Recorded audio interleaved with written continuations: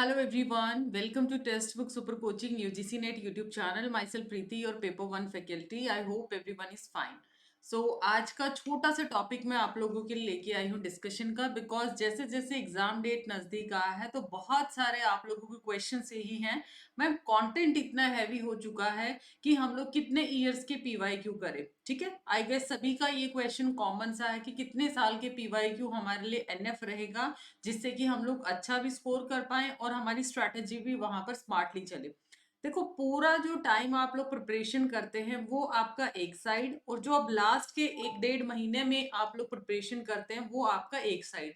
ये बहुत ही sensitive time होता है, इसको अगर आप स्मार्टली यूटिलाइज करते हो ना, बहुत बेहतर रिजल्ट आप लोगों के निकल के आते हैं।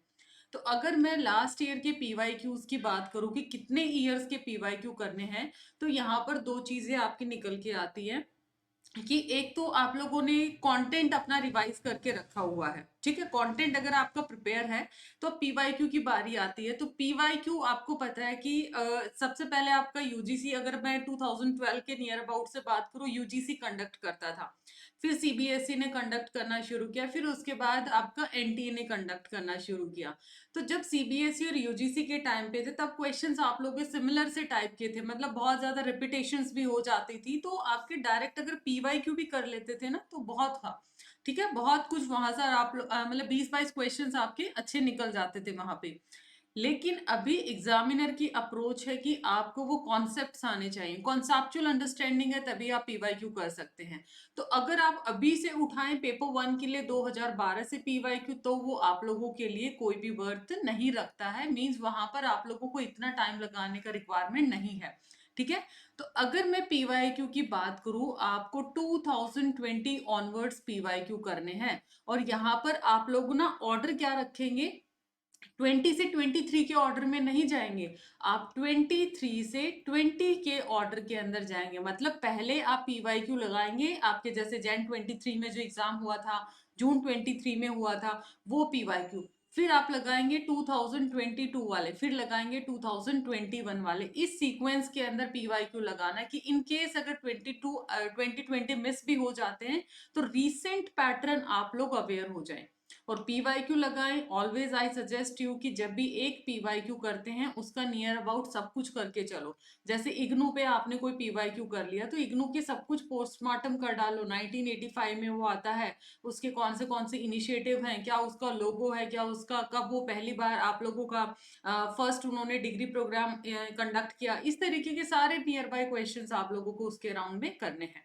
ठीक है, और अब आती है पेपर 2 के लिए। ये तो था पेपर 1 के लिए कि 2023, 22, 21 और 2020, मतलब 4 साल आपके लिए बहुत है।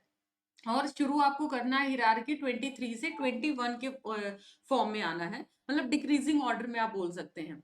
अब आता है पेपर 2 के लिए। पेपर 2 के लिए अगर मैं सीएस की बात करूं, कंप्यूटर साइंस की, तो आई विल सजेस्ट आप लोग 2012 ऑनवर्ड पेपर 2 के सारे पीवाईक्यू आपको लगाने पड़ेंगे, क्योंकि वहां पर जितने ज्यादा एमसीक्यूज करेंगे उतने ही कॉन्सेप्ट्स आपके निकलते हैं।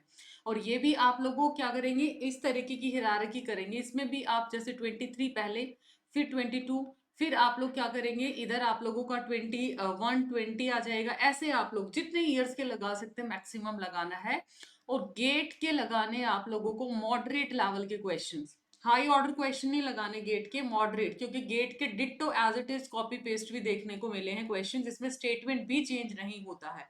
ओके, तो ये छोटा सा वीडियो था, बहुत सारे स्टूडेंट्स का आई होप ये डाउट क्लियर है। अब आप लोगों को ये क्लैरिटी है कि पेपर 2 के लिए आप लोग जब से पीवाईक्यू एमसीक्यू बेस शुरू हुआ तब से आप लगा सकते हैं। और क्योंकि 20-30 एमसीक्यूज तो आपके रिपीटेडली आते ही आते हैं, और पेपर 1 के लिए आप पिछले 4 साल के पीवाईक्यूज लगा सकते हैं, वो एनएफ है। क्योंकि पेपर 1 में अगर 12 से आप 18 के बीच के करेंगे तो वहां पर बहुत स्ट्रेट फॉरवर्ड क्वेश्चन थे, जो कि अभी ऐसा बिल्कुल भी नहीं पूछा जाता। तो वहां पर बेशक आप सीखेंगे, बट वो आपके लिए इतने ज्यादा बेहतर रिजल्ट नहीं आएंगे। तो I hope session is informative. Just to like and share this session, और अपने कमेंट सेक्शन में जरूर आप रिप्लाई करिएगा आपका प्रिपरेशन लेवल अभी कैसा है। और ये मेरा टेलीग्राम चैनल है for important session updates, paper 1 paper 2, और जो भी आप लोगों की पीडीएफ फाइल्स हैं, कोई भी आपका डाउट है, you can connect with me. So kindly join this Telegram channel also. Thank you so much, मिलते हैं नेक्स्ट सेशन में, नेक्स्ट वीडियो में। Take care.